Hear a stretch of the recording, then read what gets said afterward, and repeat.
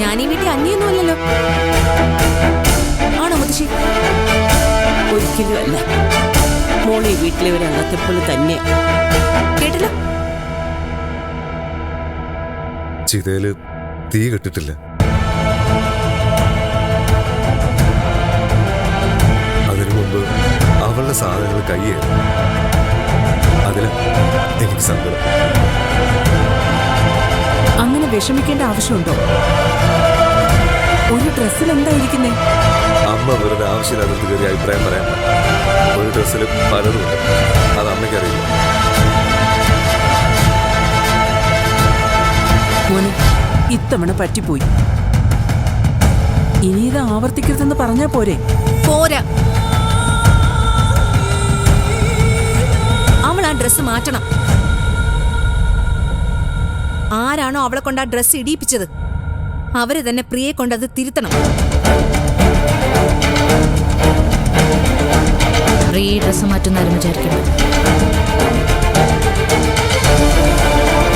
ഇപ്പൊ മാത്രമല്ല, ഇനിയും പ്രിയ നിൽക്കുന്ന ഡ്രസ്സ്.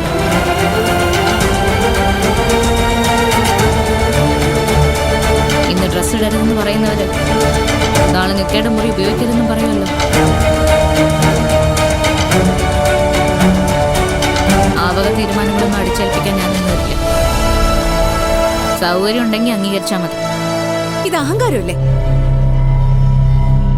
അതെ, അഹങ്കാരമാണ്. നിത്യ എന്റെ അനിയത്തിയായിരുന്നു എന്നുള്ള അഹങ്കാരം.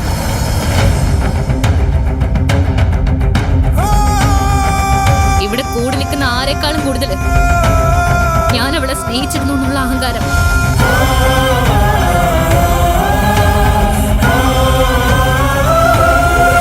അത് അഹങ്കാരം മാത്രമല്ല, അവകാശം കൂടിയാ.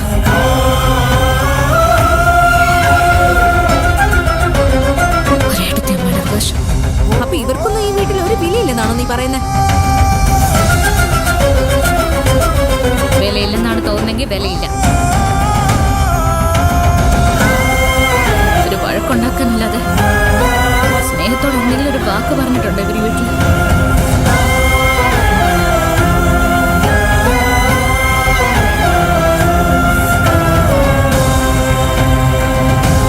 ഒരു വാക്ക്, ഈ ഒരു വാക്ക് പറഞ്ഞിട്ടുണ്ടോ? എപ്പോഴും കുഴപ്പങ്ങൾ ഉണ്ടാക്കണം. അതിനെന്ത് വെച്ചാലും പറ്റില്ല.